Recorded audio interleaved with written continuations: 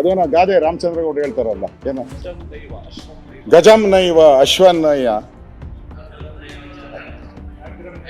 ವ್ಯಾಘ್ರಂ ನೈವ ನೈವಚ ನೈವಚ, ಬಲಿ ಕೊಡೋದಾದ್ರೆ ಕುರಿನ ಬಲಿ ಕೊಡಿ ಅಂತ.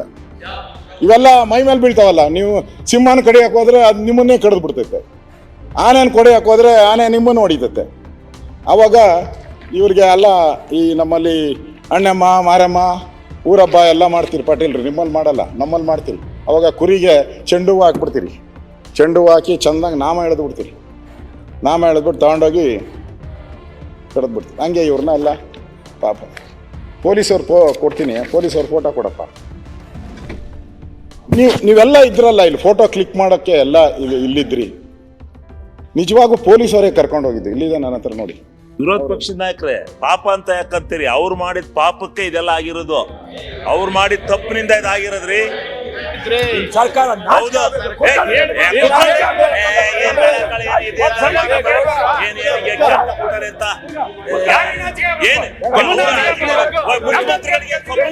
ಅಧ್ಯಕ್ಷರೇ, ಮುಖ್ಯಮಂತ್ರಿಗಳು ಅವ್ರೊಂದು ಕಾಲ್ ಬಂದಿಲ್ಲ, ಅವ್ರು ಓಟಿ ಬಂದಾಗ ಗೊತ್ತಾಯ್ತು, ಅವ್ರಿಗೆ ಓಟಿ ಬಂದಾಗ ಗೊತ್ತಾಯ್ತು, ಅವ್ರಿಗೆ ಗೊತ್ತಾಯ್ತಾ ಇದೆಲ್ಲ ನಡೆದಿರೋ ಘಟನೆ. ಏನ್ ಮಾತಾಡ್ತೀರ ನೀವು? ಏನು ಸರ್ಕಾರ ಮಾಡಿದ್ದೆ, ಸರ್ಕಾರ ಎಲ್ಲಿ ತಪ್ಪಾಗಿದೆ, ತಪ್ಪು ನಾವು ಒಪ್ಕೋತೀವಿ, ತಪ್ಪು ನಾವು ಒಪ್ಕೋತೀವಿ. ಆದ್ರೆ ಅವ್ರು ಸ್ವಲ್ಪ ಇನ್ಯಾರು ಮಾಡ್ತಾರೆ, ಇನ್ಯಾರು ಮಾಡ್ತಾರೆ, ಸನ್ಮಾನ್ಯ ಅವ್ರನ್ನೇ ಅವ್ರು ಮಾಡಿ ಅವರ ನಿಷ್ಕ್ರಿಯತೆಯಿಂದ ನಮ್ಗೆ ಯಾಕೆ ನಾಚಿಕೆ ಆಗುತ್ತೆ?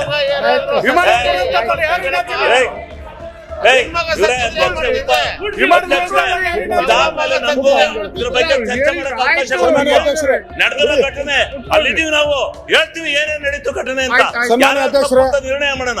ನೋಡಿ, ಅವರು ಕೂಡ ನಮ್ಮ ಪೊಲೀಸರೇ. ಮನೆಗೆ ಹೋಗ್ಬೇಕಾದ್ರೂ ಕಾವಲು ಕೊಡ್ಬೇಕು, ಮನೆಯಿಂದ ಇಲ್ಲಿಗೆ ಬರ್ಬೇಕಾದ್ರೂ ಕಾವಲು ಕೊಡ್ಬೇಕು. ಕಳ್ತನ ಅವ್ರದ್ದೇ, ಕೊಲೆ ಮಾಡಿದ್ರು ಅವ್ರ ಹತ್ರಕ್ಕೆ ಹೋಗ್ಬೇಕು. ನೀವು ಇರ್ಲಿ, ನಮ್ಮದು ವಿರೋಧ ಪಕ್ಷದ ನಾಯಕರು ಬಹಳಷ್ಟು ನೋಡಿ, ಪೊಲೀಸರು ಅವರು ಎತ್ಕೊಂಡು ಹೋಗ್ತಾರೆ. ಆಗೋಯ್ತು, ಕೊನೆ ಎಂಡಿಗೆ ಬಂದಿದೆ, ಸಲಹೆ ಕೊಟ್ಟು ನಿಲ್ಸ್ತೀವಿ. ನಮ್ಮ ಮುಖ್ಯಮಂತ್ರಿ ಜನ ಸತ್ತಿದ್ದಾರೆ, ಅದ್ರ ಬಗ್ಗೆ ಬಹಳ ಒಳ್ಳೆ ರೀತಿ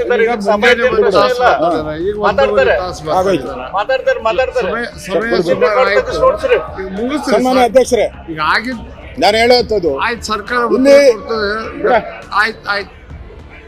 ಸನ್ಮಾನ್ಯ ಅಧ್ಯಕ್ಷರೇ, ಇಲ್ಲಿ ಪೊಲೀಸವರೇ ಅವ್ರ ಸತ್ತೋರ್ನೆಲ್ಲ ಎತ್ಕೊಂಡು ಹೋಗ್ತಾ ಇರೋರು ಪೊಲೀಸರು. ನೀವು ಡ್ಯಾಸ್ ಮೇಲೆ ಇದ್ದವ್ರು ಯಾರಾನ ಒಬ್ಬರನ್ನ ಎತ್ಕೊಂಡು ಹೋಗಿದ್ದೀರಾ ನೀವು?